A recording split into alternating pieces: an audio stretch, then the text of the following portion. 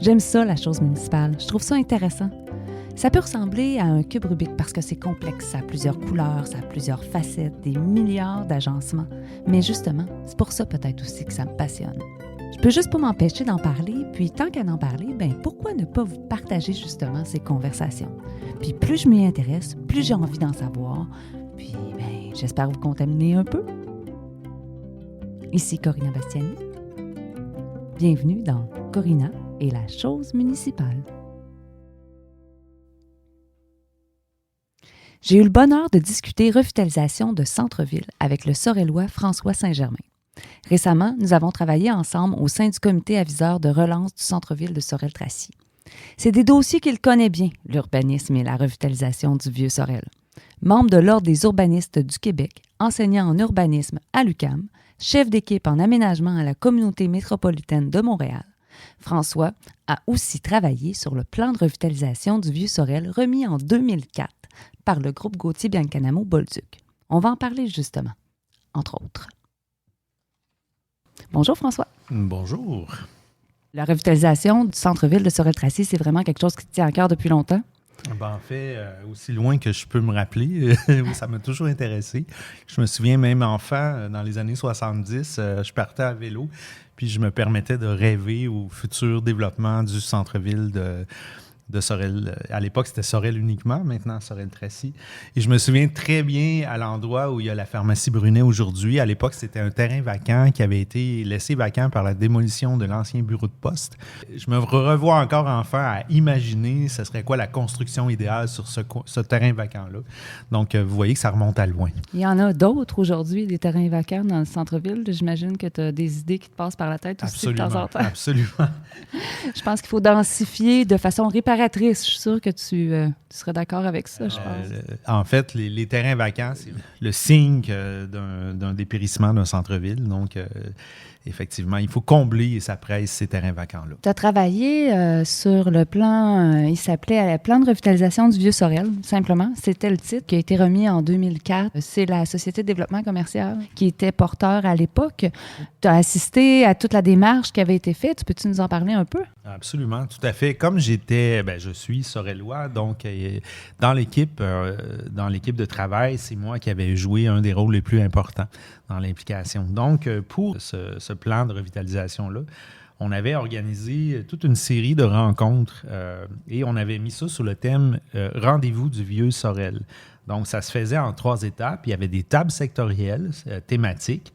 Ensuite, il y a eu des chantiers qui ont été faits, des chantiers de travail. Et à la fin, on appelait ça les assises.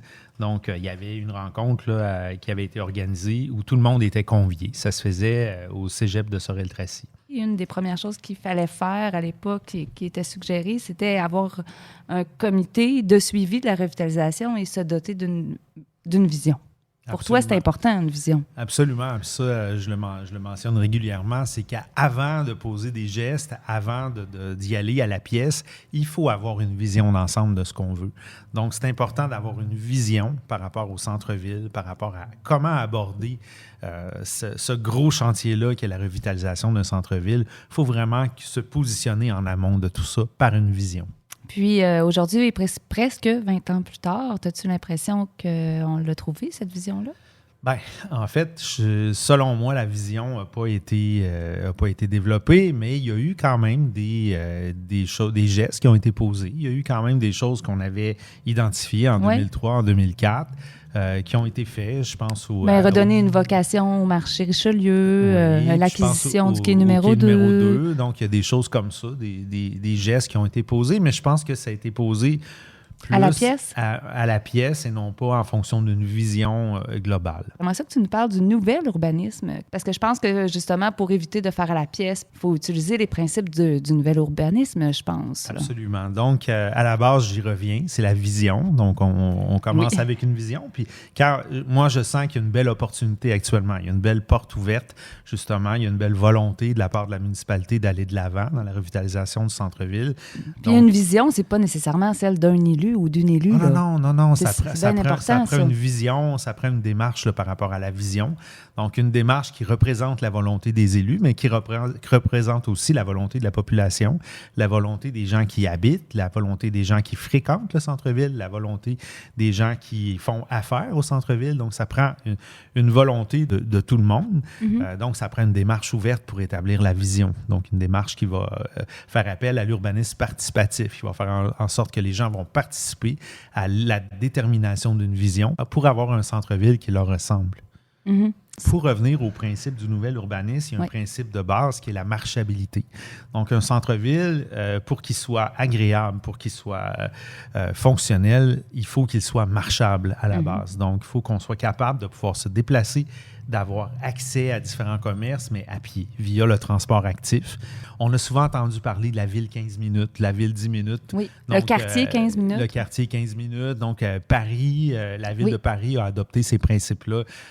Madame Plante à Montréal, Valérie Plante en a parlé aussi. Donc, le fait que les gens s'approprient un quartier et puissent le marcher et puissent avoir accès aux services, c'est fondamental. C'est le même pour les personnes aînées à mobilité réduite, par exemple. C'est le même combat que pour les mamans avec une poussette. Ah, absolument. Donc, les enfants, c'est intergénérationnel. Toute génération confondue, ça prend une marchabilité. Marchabilité aussi pour... réduire la dépendance à l'automobile. Donc, pouvoir faire plus de transport actif. Donc, qui dit plus de transport actif, dit une population plus en santé. Oui.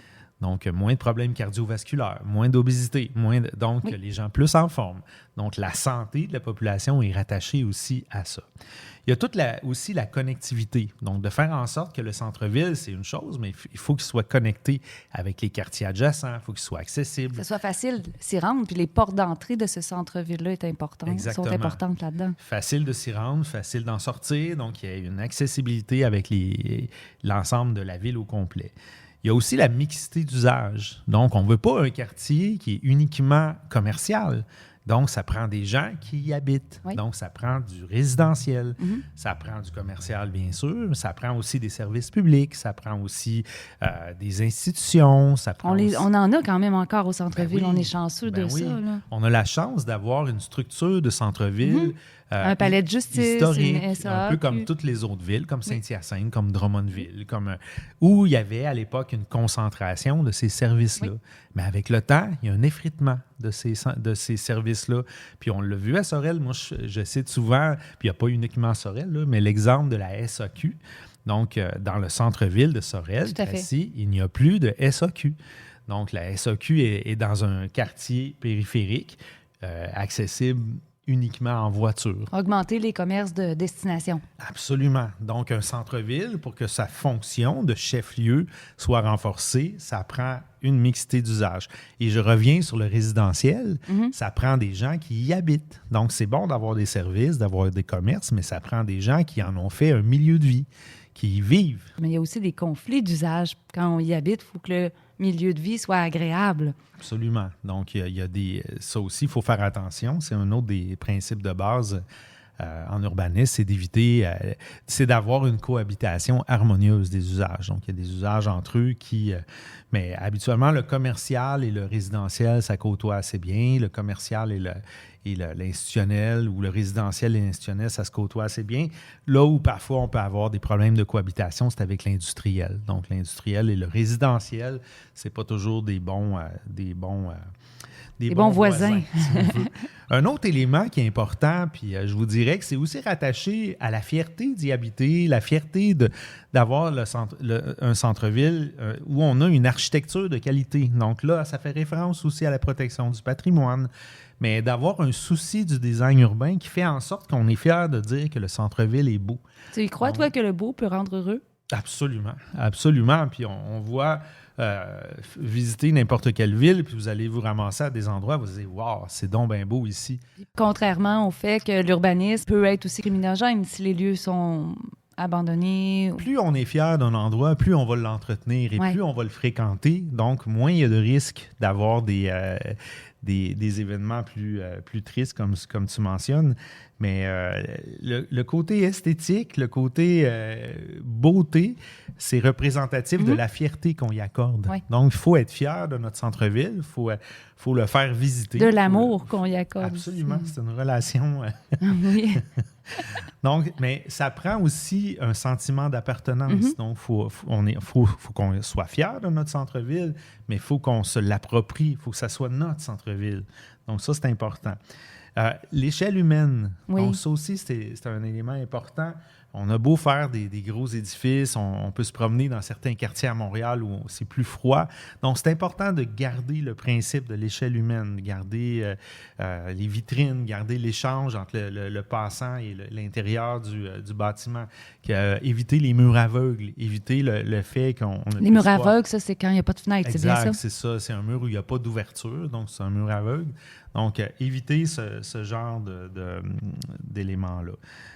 Se rappeler la structure des quartiers traditionnels, justement, les centres-villes historiques, sentiers, les quartiers traditionnels. Structure qu'on a quand même à Sorel-Tracy, Oui. là, on est chanceux là, au niveau de la trame de rue, des possibilités sont là. Tout à fait. Puis avec le carré royal au centre, c'est... Et nos 2 cours d'eau qui sont bordés par des terres publiques, des terrains publics. De voir un peu les espaces publics comme des œuvres d'art dans lesquelles on peut justement bonifier l'aspect esthétique et les mettre en valeur. La disponibilité mobilier urbain aussi. Le mobilier urbain, tout à fait. Ça fait partie encore là de la qualité du design qu'on va y mettre, puis l'appropriation par les résidents, les citoyens, les utilisateurs. La densité. Donc, il y a plusieurs... Ça nous fait souvent peur, cette notion-là de densité, mais il y a plusieurs façons de le faire. Donc, il y a plusieurs façons de faire la densité, mais si vous créez une certaine densité au centre-ville, vous allez avoir un petit peu plus de population, un petit peu plus d'utilisateurs. Donc, ça peut aussi faire bénéficier le centre-ville. Il faut que ça soit rattaché aussi avec le transport intelligent, donc la mobilité durable. Donc, on parlait tantôt de transport actif, piétons, cyclistes, mais également le transport collectif, il faut qu'il suive la donne là-dedans. Il faut concevoir à la base un milieu qui est convivial pour les piétons, pour les vélos, mais il faut aussi penser au transport collectif et ne pas penser uniquement aux voitures puis au stationnement. Tu l'utilises, toi, d'ailleurs, le transport collectif? Oui, assez régulièrement. Pour que le transport se rende facilement vers le centre-ville. Absolument. Donc, ça prend un transport collectif qui se rend au centre-ville. Évidemment, il faut penser développement durable, il faut penser à la durabilité des gestes qu'on va poser. Ça veut dire qu'à chaque fois qu'on prend une décision ou qu'on fait une action, qu'on y pense à long terme. Ben oui, absolument. Et j'ajouterais toute la notion de qualité de vie. Donc, parce que avant toute chose, ce qu'on fait, ce qu'on planifie, puis souvent, on a tendance à penser, oui, les voitures, mais ce qu'on planifie, c'est pour l'humain, c'est pour la personne. Donc, c'est pour la population, c'est pour les gens qui y résident, qui y habitent, qui vont y consommer, qui vont faire des activités, qui y font des affaires. Donc, c'est pour la population qu'un centre-ville est aménagé. C'est très important, puis ça déclenche, du coup, si on aménage pour les gens, on vient augmenter le sentiment d'appartenance. C'est la poule ou l'œuf. Tout est dans tout. Tout est dans tout, comme on dit. Puis ce plan-là, qui a été adopté en 2005, en fin de compte, là, tu le trouves encore actuel? Je le relisais encore ce matin. Je reconnaissais les sections que j'ai écrites. Mais oui, effectivement, il y a encore des choses, mais ce que je constate, c'est que la situation s'est un peu dégradée. On a affaibli le centre-ville. Il y a des points de service qui ont quitté le centre-ville. Donc, il y a des choses qui se sont quand même réalisées. On le mentionnait tantôt. Mais il y aurait des choses essentielles à poursuivre. Là, c'est évident. Puis, est-ce que tu crois qu'un suivi est nécessaire? Un suivi, je parle suivi populaire aussi, là, avec les gens. Effectivement, je pense que la solution, c'est de faire un suivi qui est quand même assez serré et ça prend une ressource dédiée. Donc, ça prend une personne ou un comité qui va pouvoir mettre en œuvre un plan de match comme ça. Donc, ça prend, comme je ramène l'idée de la vision, mais à partir du moment où on a une vision, on fait la mise en œuvre d'un plan comme ça, bien, ça prend effectivement, il faut en assurer un suivi de façon assez étroite là-dessus. Puis faire participer les gens, Absolument. une vision, une adhésion. Absolument. Puis le suivi des étapes, c'est en gros là, les éléments gagnants, quoi. Tout à fait. Donc, ça nous ramène aussi à l'urbanisme participatif, qui fait en sorte que les citoyens sont impliqués là, dans la démarche. Pour ne pas déposséder les citoyens d'une démarche ou de travaux éventuels ou quoi que ce soit. Là. Absolument. T'as-tu de l'espoir, François? Oui.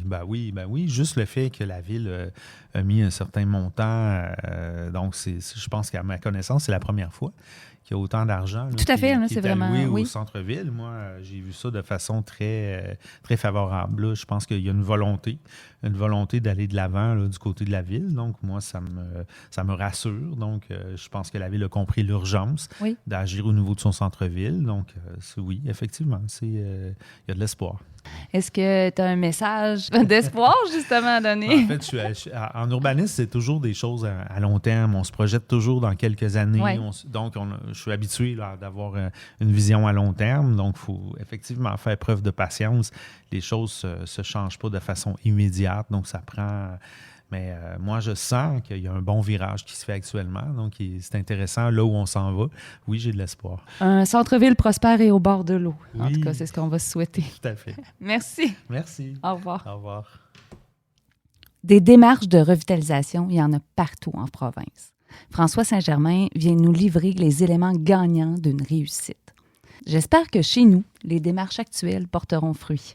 D'ailleurs, un contrat à la firme BC2 a été donné en fin d'année 2022 pour la rédaction d'un nouveau plan particulier d'urbanisme.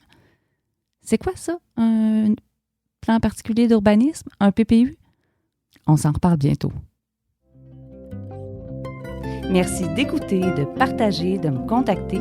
Je vous invite à me suivre, à aimer la page Facebook Corina et la chose municipale et à visiter le www.corina.buzz.